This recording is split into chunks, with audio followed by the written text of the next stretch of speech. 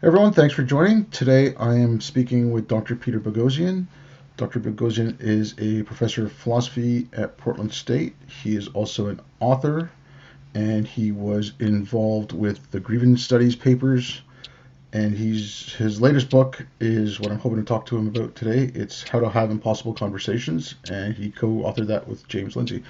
Hi, Dr. Boghossian. Thanks for coming on. Great. Thanks for having me. You can call me Peter. All right, thank you. So, I was hoping if, like your book, like the book you just did with James, like How to Have Impossible Conversations, that just seems Right. more and more necessary almost every day. It is. Yeah, it is. So I was hoping if you could maybe go into how it came about, and then maybe you could talk a bit about some of the techniques you have in it. Sure. The book is my life's work, and fortunately, I was able to recruit James Lindsay as the co-author on it. But I've been thinking about conversations and rationality and moral reasoning and how do we are there such a things as moral facts, and how do we communicate better with people? I've been thinking about that for over a quarter century, and then I did my dissertation in the prisons. I wrote a book. So many people have written books and articles converting people into a particular faith tradition. I'm walking around my neighborhood for exercise right now, so if you hear weird sounds in the background, that's what it is. And no one had ever written a book for how to talk people out of faith. So all of my works, most of my work centers on a dialectic, reason, and rationality. And now a lot of folks are applying the How to Have Impossible Conversations book to speak across political and moral divides. They're applying that to situations in lockdown during quarantine. So how do you have conversations when you're stuck with people in a house for a long period of time with really no end in sight, maybe? So that hopefully that will help folks. Yeah, I mean, okay, in this kind of situation, and I think I'm a little bit better suited for this right now just because of my work. Right. What may I ask what your work is? Okay, I work in IT, but I spent 13 years in war zones and one disaster area. And up until October of 2018, I was living up in a remote fly-in only community in northern Quebec. So, what were you doing in a war zone? I answered an ad in a paper to do communications work for the military, and I ended up in Bosnia. And then about a year and a half later, I ended up in Afghanistan, and then whatever one thing led to another, and like I said, I did that for about 13 years. Wow. So like I'm kind of better situated, like I think suited for this. Yeah. Because I'm used to it, but I know what you mean because like there were times when I was out there for let's say 3 months straight, and you're on the base, you couldn't leave the base, you live and work with the same people, you eat with them, but at the same time you're in your quarters. Exactly. By yourself, staring at a screen. So you're completely isolated. And like you said, having those conversations, because NATO base there was 26 countries, so you're speaking with Greeks and Turks, and you're both soldiers, and things could get a little heated at that point. Right. Yeah. So it's. I wish I could go back in time and give you a copy of How to Have Impossible Conversations. It might have helped. Did you find yourself in any situations where, during specifically conversational situations, communicative context, in which the conversation got heated? It was actually more. One of the contracts I was on, I was working for a French company, and about 40% of the employees were French and 40% were British. Uh-huh. I'm Canadian and I grew up in Montreal, so I speak both the languages. Huh. And it just they even set up the office in a way that like in one row is all the French employees, on the other row is all the British employees. Huh. And they call the aisle in the middle the channel, and it was just so I played translator for the two, And it was also more translating humor and idiom because they didn't Right, quite right, get each other. So it wasn't like tough conversations, but it was just like the Brits would make a joke and the French wouldn't get it, or the French would make a joke and right. the Brits wouldn't get it. So it was that kind of stuff. See, the thing that makes that conversation easier, it's that's a conversation that already the context puts it in, to use gaming language, in easy mode.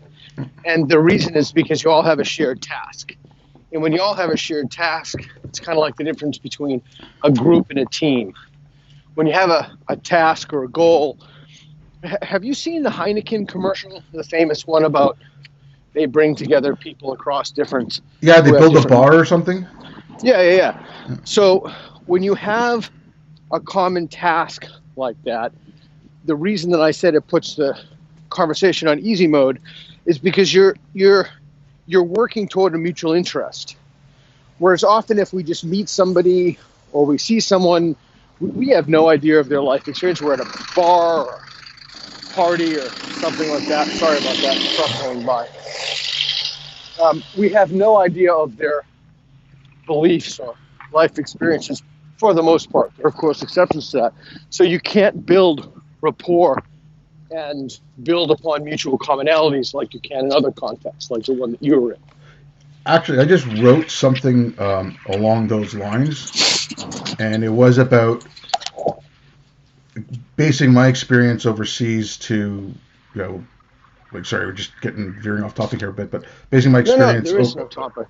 basing my experience overseas to what's going on right now. And I said that was one of the things overseas. We had a common goal, Right, and exactly. we had that objective. So it was about doing the work and getting that work done. So whatever your job was, it didn't matter. Like, I said, I worked IT, but it didn't matter if the Right, electricians didn't do their work, I couldn't do mine. If plumbers didn't right, do their work, I couldn't do mine. Right. right. So, and I talked about that, and I said, in this situation, think about the common goal of getting through this with as little damage as possible. Like, Right. And so not only is it that you're more likely to overlook those things, but you see people in your party. I say party because I'm thinking about, again, of a gaming context. So, like, have you ever played World of Warcraft? no, but I used to play a lot of D&D. Oh, I still do 5e. Anyway, we'll talk about that later if you want. But the point is, I since the quarantine, I upped my D&D time from one night a week to two. But the point is, if you're in a party with, or even in a D&D group, say, and you have a common goal of liberating the whatever your common goal is.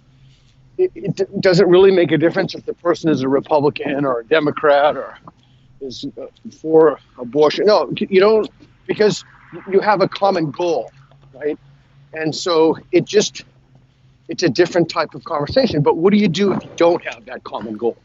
What do you do if you are forced to go to a dinner with someone or engaging people and these things come up? And a lot of people have written a lot of books but about communication and negotiation, but I thought that almost all of those books, if not all of them, had different shortcomings and different gaps. For example, there's very little talk of epistemology, which is how you know what you think you know, and how to instill doubt, and how to have interactions in a way that you both learn from something and can use that to make yourself a better thinker. And I found that absent when I read. I mean, I've probably read literally almost everything, if not everything, on this topic at this point. So I tried to plug those gaps in the book. Yeah. Okay. Now, I read this. I got your book a while back. I think it was like right when it first came out, and so I've tried incorporating some of it. Like I said, in those, with friends a little bit, but more so like, you're in a pub, you run into someone, and you're just having a conversation, right? Exactly. So now, twice it came out where, after I got back from overseas, I was trying to figure out what the hell happened, and then in the last couple of years, I really started reading like critical race theory and Oh intersectionality, gosh. and Okay. like I really got into the weeds of the stuff, right? And I went back and I read some of the original papers, like I read Bell's paper, I read Crenshaw's early paper, and like I just wanted Yeah. to see what the hell they're talking about. Good. I'm glad you did that. And so I go to this pub, or I used to until we're all in lockdown now. I used to Yeah. go to this pub every Monday, and we played cribbage. Now, a couple of times, like once, this one of the guys who played brought his girlfriend, and she was playing with us. And so when her and I were having a game, we started talking, and she's taking uh, cultural studies and like minor in feminist studies or Right. gender studies or Right. something. So, Probably. Yep. Yep. and she was about 20 or so. And Right. so we And started how talking. old? Excuse me for interrupting. How just to give me context? How old are you? I'm 50. Okay. And I did a poli sci bachelor's, Okay. and I was in public administration in my master's. So I mean, I read some of the stuff. I read, like, I know that Fanon is not really postmodernism, but I read a lot of Yeah. Fanon. I did read some postmodernism and stuff in school just because I was in arts. Right. But this stuff is just, it's different, right? I mean, obviously you know Right. that. So I was talking to her about it, and I told her, and she liked the fact that I had at least read it, and I Right. was not completely ignorant of it. Right. And you know, maybe I planted a couple of doubts in her mind because I brought up the stuff of like the white ways of knowing because she was like focusing on the cultural studies and stuff, and Right. so I was not trying to And say, like, I was not trying to dunk on her, but at the same time I was saying okay, you look at viewpoints. I'm like, well, here's my viewpoint as someone who's brown, right. and trying to put it in her parlance. I Right. don't know. I think it kind of put some doubt in her mind. I don't know. See, that's interesting. So a few things. That's when, and it's easy. It's easier to do than you think. So you had that conversation with her after you read the book, right? Yeah. Yeah. So of course you never know when you're going to have these conversations, but one thing to figure out how effective it was, if your goal was to instill doubt, would be to ask her to put her belief on a scale. And so when she puts her belief on a scale, oh, that's interesting. How confident are you in that? And she'll say, like, well, what do you mean? Or like, and then you could say, well, so she gives some, I don't know, standpoint epistemology or whatever it is. She gives her, she articulates it. You repeat that belief back to her. She says, yes, that's correct. And that's what you're looking for. You're looking for, yeah, right. That's right. That's the exact phrase you're looking for. And then, well, how confident are you in that? With 1 being not at all confident, 5 being maybe, 10 being absolutely positive. Where would you place that belief on a scale? And that way, that's like a pretest. It's like applying the scientific method to conversations. And then after you have the conversation, then you just repeat the question and you compare numbers. Okay. Yeah. I mean, Did you see her again subsequent to that? I haven't seen her since. It was just like I said. Lockdown, yeah. I mean, there's a group of us that do it every week, and then she came along one night. That's the only time she'd been there, and then after that, yeah, about a week or so after that, we were all in lockdown. So, Right. I couldn't. But I do know that, like, because I mentioned I do this little podcast, and I told her that, like, I said, look, I said, like, I've read all this, and I said I was speaking to these people, and I just. Let me guess. Can I finish your sentence for you? Or can I try? Sure. Did she say to you that she doesn't want to come on it and talk about it? No, she actually asked me to give her the links to my podcast, and she was going to listen to it. And I'm assuming she did. I don't know, but I sent her the links and everything. So she wanted to listen to what I had to say, and that was it. Well, that's good. That's kind of astonishing, which leads me to possibly believe a number of things. Either you did an extremely good job in your conversation with her, because baked into that worldview is not, I want to listen to alternatives, or I want to self-examine or self-reflect on the things I believe, but rather we know they have certain first principles, if you will, that racism exists, sexism exists, bigotry exists. All those things are true, of course, just not to the extent they think that they are. And if you can have her on, you can apply the techniques in the book. I think that would be a lovely conversation. Yeah, well, I mean, I could see if I could, like I said, it was one of the people I play with. It was his girlfriend. I could see if I can reach out. But I wanted to contrast this with another person, at the same pub. Again, she was older. She was late 30s, maybe like 40 max. Uh-huh. But again, she was someone who'd gone through, like gone through school, taken this stuff. I think she said she did it in gender studies. She defined herself as queer. And again, we disagreed on a lot of things, right? But we never got hostile. Good. Excellent. And what do you attribute that to? Again, I was just okay. A couple of times she asked me she said, okay, why don't you agree with some of this stuff? And then she started going down the list, and because she did the gender studies and, like I said, she identified as queer, she started going. And I haven't read a lot of queer theory. I told her that straight up. And I said, okay, but the little I do have read, this is what I disagree with. And then I brought up the thing about Pete Buttigieg when they were saying, oh, well, he's not really gay because he doesn't embrace his queerness. Right. Now, right.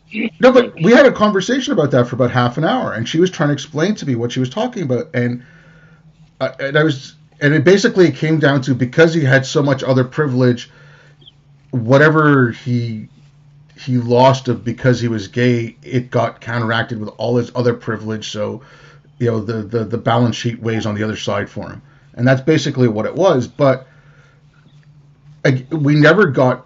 Granted, we're in a public place; it's inside, and right. But we left on friendly terms. Great. We weren't arguing or anything.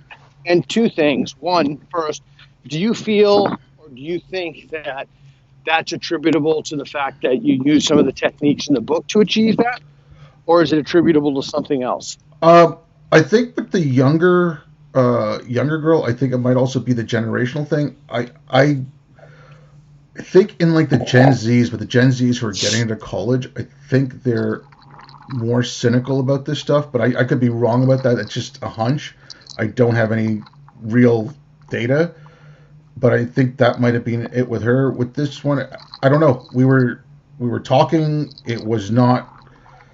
Neither of us were hostile. Neither of us, but like I said, we disagreed.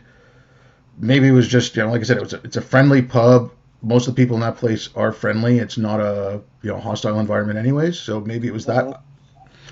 I don't know, but yes, I mean, I did think of things from the book. Again, it was also for myself more. I was like, I told her, like, I've done this, so if you can explain it better. And it was always me asking her the question. So she just through that, you asked her for more or less of a guided tour of her own epistemology. And I do want to say to people listening, I think this is a really good example, because many people will think, oh my God, I can't talk about this. I can't ask because they'll be offended or everyone will freak out. Not if you ask questions in the right way. People, you'll find, virtually everyone, I think that this is more gendered, but I could be wrong. I think males like to talk about themselves and their accomplishments more, but I could be incorrect. I don't have a lot of data for that. But I think if you ask people questions in the right way, many people they're just afraid. They're intrinsically or inherently afraid of having conversations because they feel it's going to lead people to ostracize them, or maybe they're introverts and they don't know what to do. But I think that those conversations showed that it's possible to have conversations with someone who, again, you didn't ask them to put their belief on a scale, so it's hard to say, but who have undergone some pretty heavy-duty indoctrination. Yeah. Okay, and again, I'm not trying to, I don't do the walking up to people in the street and doing that kind of stuff. Like, that's not ever been my thing, but I have, I'm an ex-Muslim. I have, had my arguments with religious Muslims, and family included and stuff. So right. Maybe that gives me a little bit of a leg up on how to talk to someone who is so firm in their beliefs. I don't Right. know. Yeah, in those, in my first book, A Manual for Creating Atheists, I talk about how important it is to bring in those experiences that you have. So if you have unique experiences, like my friend Faisal Mutar, he has unique experiences, and these folks, and the more you can show people that, look, and that's in the chapter, I think it's chapter 5, Building Golden Bridges, or maybe it's 4, I don't remember, but the idea is not to say, like the opposite of a golden bridge is to say something like, it took you long enough, or I can't believe you're so stupid you didn't see that. But rather, a golden bridge is giving somebody an opportunity to walk across and revise their beliefs or change their minds. So sometimes it's simple as we wrote in the book, sometimes it's just as simple as, yeah, I used to think that, or I used to believe that until I learned this. Boom. And you are ideally situated to speak to that, because I've never been religious, to say the least, and I don't come from that set of experiences. So you have an advantage in those kinds of conversations. Yeah. Well, okay, just one little off thing. If you speak to Faisal again, ask him about getting lost in my apartment building. Okay. I just texted him the other day. Yeah, he's a awesome human being. Love. Oh no, he's great. He was here last summer. He came to Montreal for a heavy metal festival, and he stayed at my place. Oh, cool. Yeah. Oh, cool. I didn't know he liked metal. Huh. Yeah, and like I said, he got lost in my apartment building, which is kind of funny. Oh, cool. Yeah, and again, I wish it weren't the case, but I'm just going to be honest with you and say this bluntly to you. So, if you participate in that social justice, uppercase S and J worldview, if you participate in that, so you're constantly looking for oppression variables, you're constantly looking for oppression everywhere, grievances everywhere, and someone like me is de facto suspect, cis hetero white male, especially at my age at this time. But if you do have, you mentioned brown, I didn't know what you look like, but if you do have that and they view that as an oppression variable, then that may give may make those conversations easier to a certain extent. As we wrote in the book, someone both said to me and to my colleague at Portland State, if a white male told me 2 + 2 = 4, I wouldn't believe him. So I think that is tragically, that is a common attitude right now, that you reduce the truth of one's utterances to their immutable characteristics. And if they don't have certain immutable characteristics, their utterances are instantly suspect.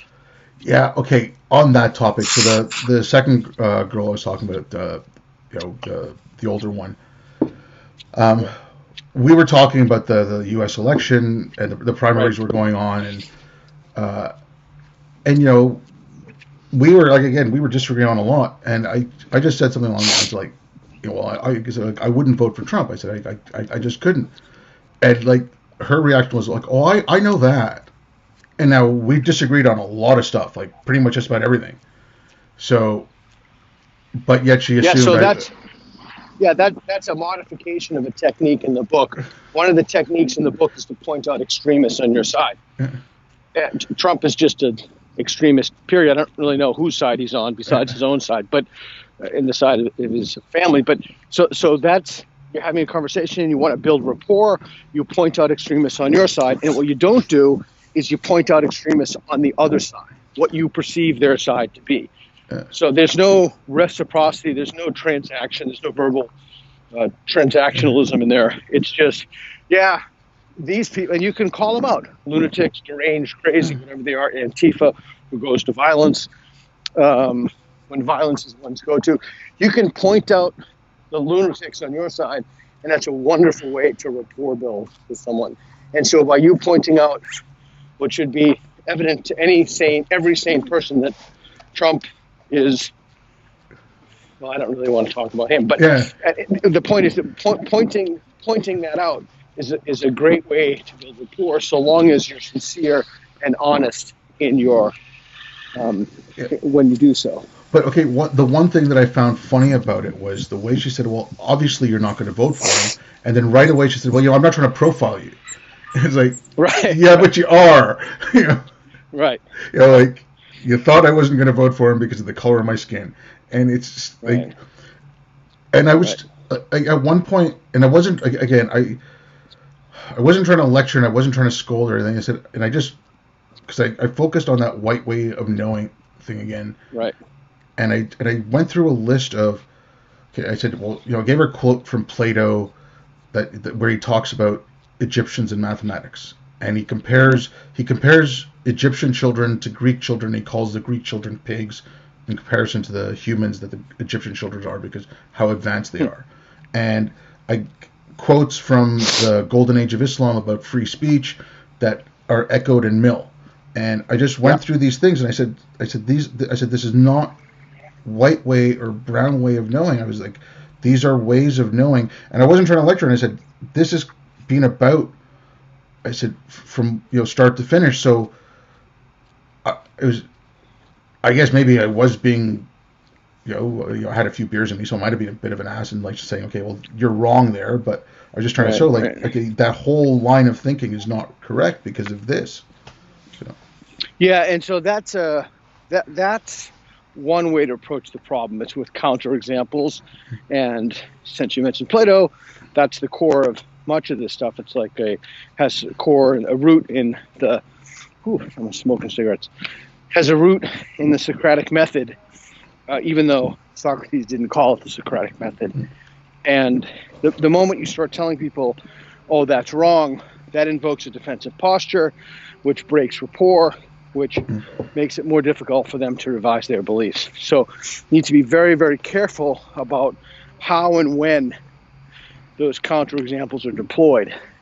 That's the other reason, just parenthetically, why scales are so important. Because when you ask someone about their confidence in a belief and they give you a number, it will tell you, like on a 1 to 10, for example, which questions to ask in the sequence. In the book, as you read the book, it lays everything out. So yeah. it just gives the templates of they say this, you say this, boom, boom, boom. And once you have maybe, it's hard to say an exact number, but 20, 25 conversations under your belt, again, that's a guess, could be more or less, but probably more. Then what you can do is you can leave those templates and play with it and have fun with it, but you just need the fundamentals before you do any of that. Yeah, okay. Like I honestly, when I'm going through this, and even when I was speaking with those people, like I said, it wasn't like it was forefront in my mind, but some of these things were in the back of my head. And also, I'd spoken with a friend of mine. You might know him because he kind of runs in the same grouping of some people. Like is Ryan Bennett? No, I don't know him. Okay. Well, I know he does some work with Letter. That's why I thought you might know him. Okay. But anyways, he had come out with this, and it was just more of a personal thing with him. He called it an IDW protocol, and he based like Ryan's a software guy, and like I said, I work in IT. I'm a hardware guy, and he was basing it on.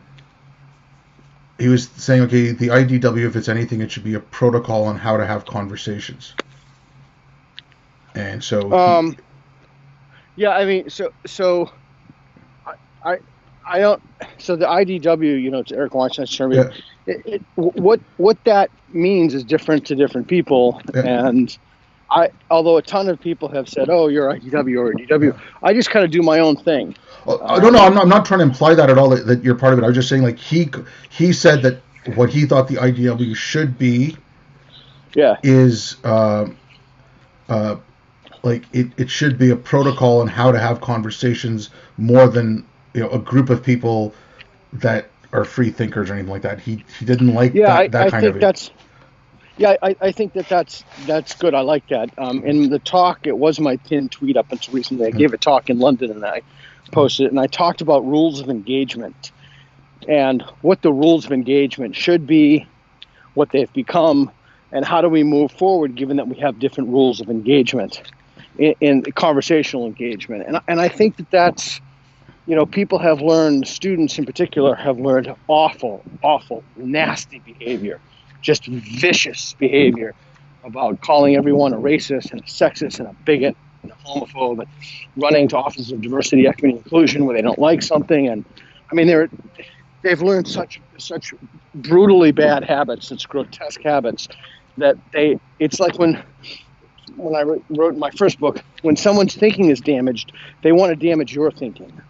And so much of this, certainly not all of it, but much of this is a combination of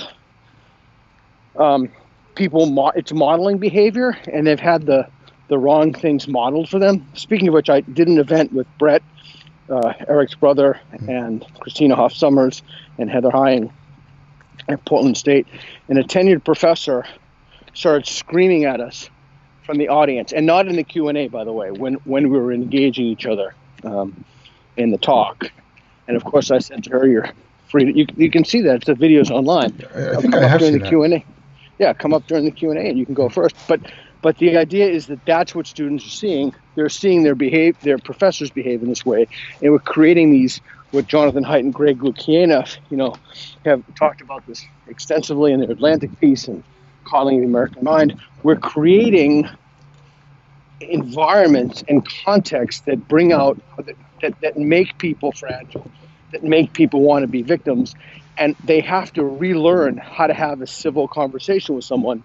And as we write in the book, Lindsay thinks the most important thing in the whole book, and I'm not saying I agree or disagree with it, but he thinks the most important thing from the book is let friends be wrong.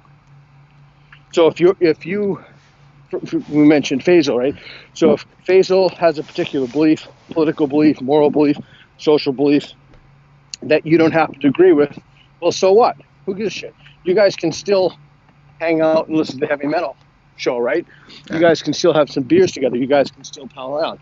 So I think let friends be wrong is part of that, but the only way you can do that in the first place is if we relearn how to have conversations with people and how to listen, how to question our own assumptions, and quite frankly, not just to. It's really, every time you don't do that, you're robbing yourself of an opportunity. So there are selfish reasons as well. Yeah, but like when I was speaking to Ryan, I brought something up, like in something you just said there. Like, like let friends be wrong, but like try to figure out, like where you're coming from and all that. I don't think enough people know what their first principles are in themselves or where they are actually coming from. Like someone, like, okay, they'll go listen to Sam Harris speak and they'll quote a couple of things he says, or they'll listen to Ben Shapiro or anybody, yourself, whatever, and they'll just quote those little things. Or someone will read, like, they'll hear someone talking about Karl Popper, so they'll read Popper, right. And I'm like, okay, but did you read Marx? Did you read any Plato? Did you read Socrates? Did you read any of the other people that Popper talked about? Right. And it's so. I think there's a lot of, I don't know if that's part of the problem with the education or whatever, but there's not enough self-reflection to not understand what you yourself truly stand for. Like, Are you actually, like, have you learned to evaluate what your beliefs are? Or are they just your beliefs, be they religious or whatever, political, or whether you like pineapple on pizza, right? It's like, where did you come from?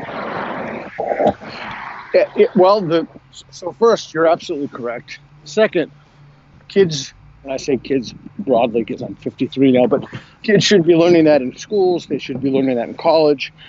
I wrote a piece years ago about I can't remember the exact title, but something like the purpose of the educator is to help students align their beliefs with facts.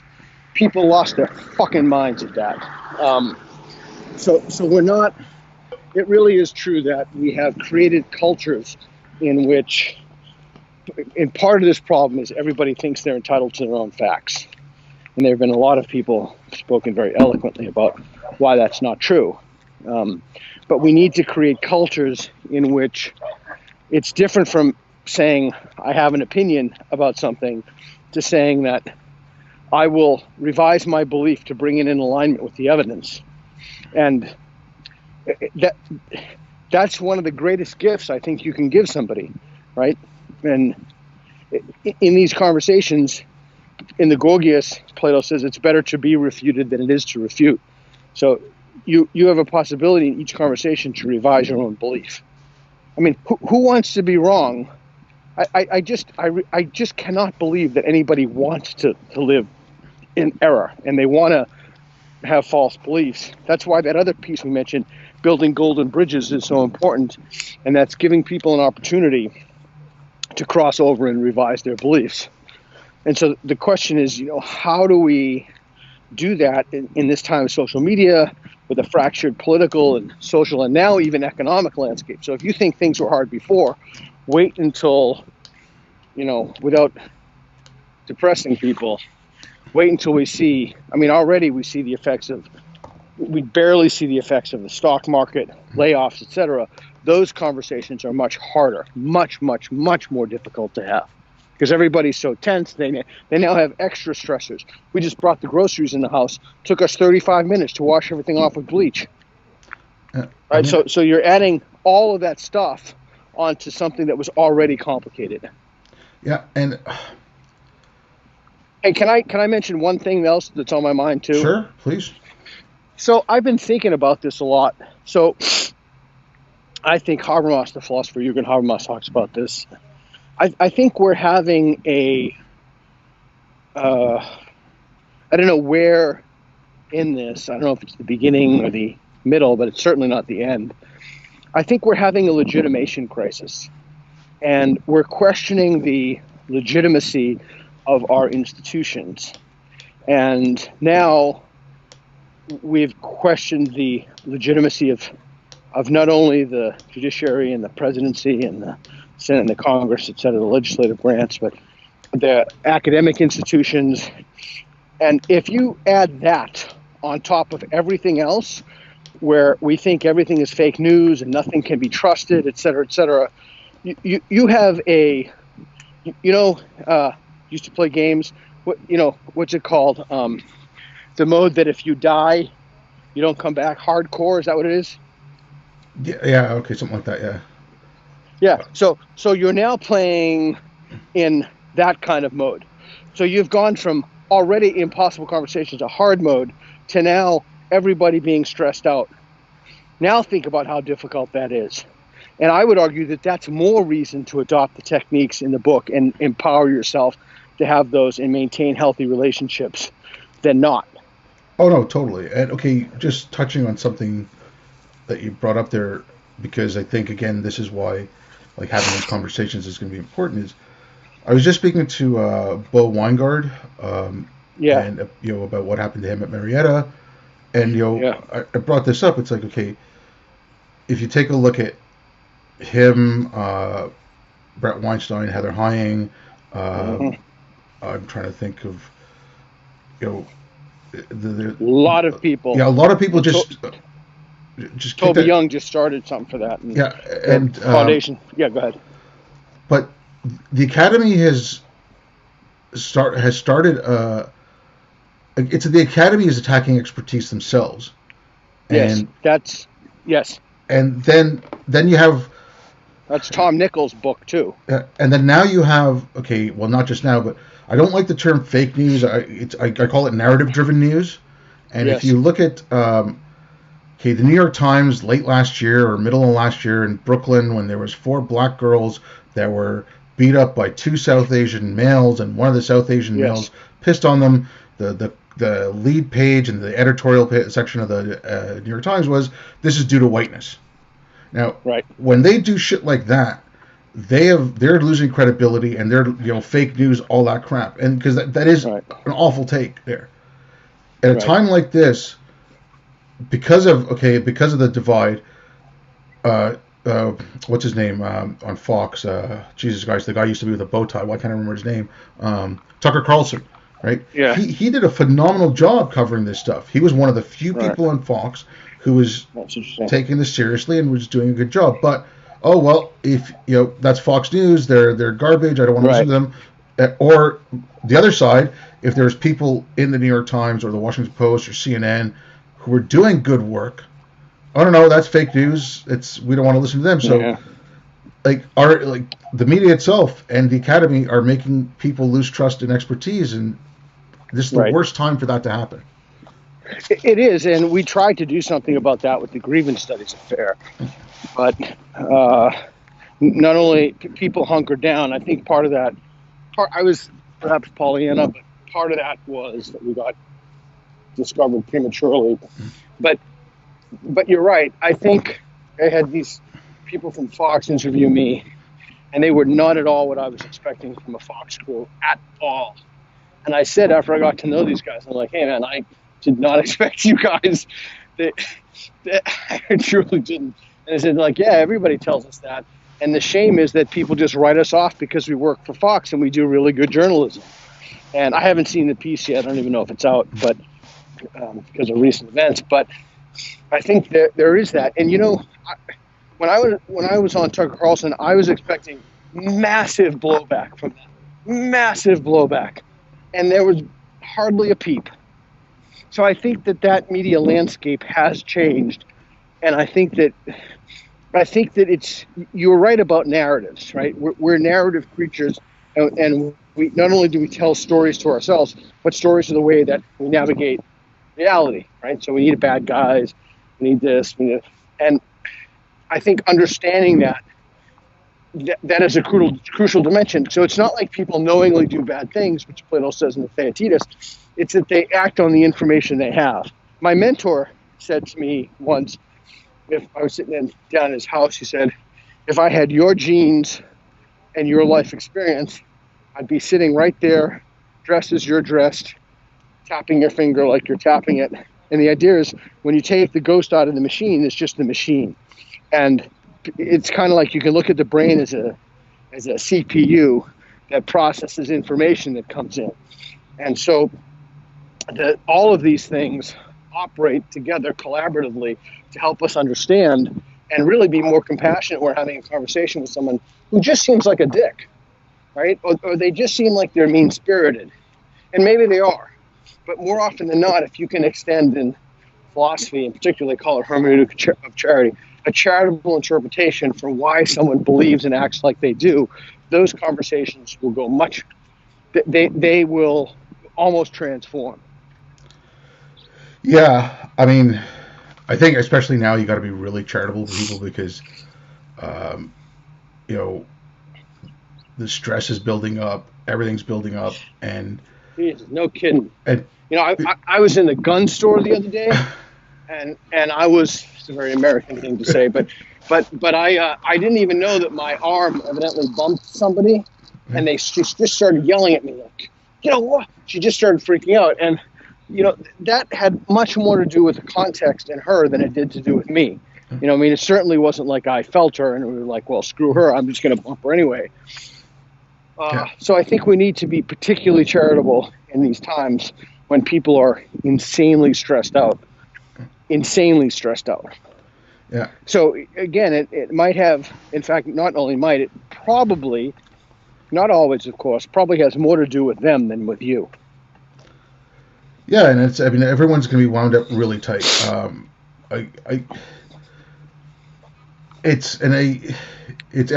analogize it to the you put the frog in the hot water and exactly. It doesn't and I would notice it when I was working overseas.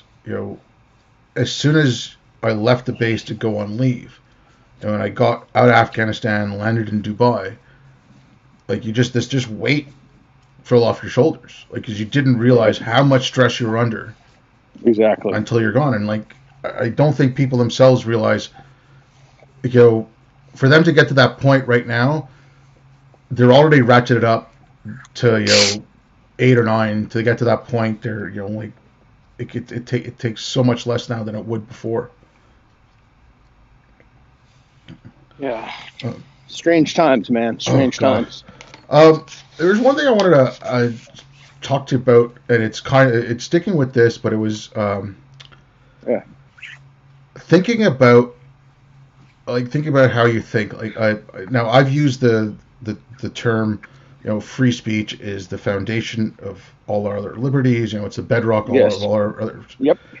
And in the last couple of years, I've just been playing with an idea because I said to myself that that's wrong. And not wrong in the sense that I don't think you need free speech. I'm like about as absolute as you can get. I think the First Amendment is the best law that's out there based on free speech. And I mean, like Milton and Mill, I just adore what their writings on it. But now, I was thinking, and then it was also like when I read Deutsch's book, the Beginning of Infinity, when he talked about dynamic and static ways of thinking. Yeah. Now, for me, like if you have a foundational thinking that's dogmatic, that's your church, that's whatever the grievance studies, that's critical theories, all those things, right? You build your structure on top of that foundation. You forget about your foundation. You think the structure is everything until the foundation cracks, and then you have to notice it. Right. So, like thinking, okay, if your first principles are dynamic, not static, then instead of thinking of it foundationally, think of your first principles as the earth of a garden. Because if it's a garden, you always have to look after that earth. You can't just let it go. You can't just plant your stuff and walk away. You have to take care of it. And if you want to try something out, you can try something out in a little section of it and not damage everything else. But if you find out, okay, well, you know what, this is more of a weed than anything else, you pull it out. And so if you think of like the first principles, like free speech, freedom of the individual, basic enlightened values, if you think of those as the earth of a garden instead of a foundation. And I was like playing with the idea of changing how you think about your thinking, and then from there you might have a better idea of like what kind of society or what kind of thought pattern you want, or like how you go from there. Yeah, there's a lot there. You said a lot. There are many ways to respond to that. One way could be steelman the argument against free thinking, which I'd be happy to do. Talk about why, it's the first thing. Second thing, talk about why it's the bedrock principle and what that means. 3, imagine, and this is when you can bring your, I don't know if expertise is the right word, but certainly your experience as an ex-Muslim. Where'd you grow up? I grew up in Canada. I mean, my family was born in India, but I've been living in Canada since I was 6. Oh, okay. So talking about that in a perhaps if you're familiar with that context, and I think I've been doing this for a long time, and I think the key to understanding that, if I understood you correctly, and that's when we could do Rappaport's first rule, but I have to ask you more questions. I think the key is that embedded within that, it has to have the possibility of belief revision. Without free speech, there is no possibility of belief. How would you revise your beliefs? Maybe on something hyper-technical or trivial, but certainly not on a moral issue. If we didn't have free speech, for example, and the government issued, and you lived when I grew up, we'd still have the same views about homosexuality, right? So free speech is imperative because it allows people an opportunity to civilly engage with each other. It's the bedrock of democracy. So how do we think more meaningfully about that in an age when that's increasingly difficult to do? Because because not only is that not valued, but it's there's an overt hostility toward it. Yeah, I mean, like that scares me more than anything else. But also, what bothers me now about a lot of people who are defending free speech, I think they're defending the wrong thing. And I mean, it's like they're defending the right of the speaker, which yes, it's very important. But I think the right of the audience is the greater right in the free speech argument. And a lot of people who are defending free speech, I don't see them making that argument. Like Hitchens used to do it a lot. Yeah, I don't know. I think that's right. I've only heard it in terms of the rights of the audience, but maybe I haven't cast my umbrella wide enough to listen to other folks. But I think that's absolutely right. And I think that there are core or bedrock values. And the people always ask me about, critical thinking or what have you. How do you do this? Well, a lot of it is both an attitudinal disposition and helping people value the right things. But you can't help them value the right things by delivering a message. You have to help them value the right things by asking them targeted questions about their own epistemology to see if the methods that they use, they can rely upon those methods to lead them to truth. Now, once you do that, you have a different, then it's just a different way to think about communicating, particularly about communicating across moral divides. And the free speech issue has become a moral divide. Yeah, I mean, I never, like I said, I left in 2002. I came back in 2014, and I mean, in that whatever 12 and a half years or so that I was gone, I mean, it went from, I may disagree with you, but I'll have your right Right. to say it, to I disagree with you and you have to be fired or you have to be canceled. And it just, that was the biggest culture shock to me coming back, was like, what the hell happened? I know. And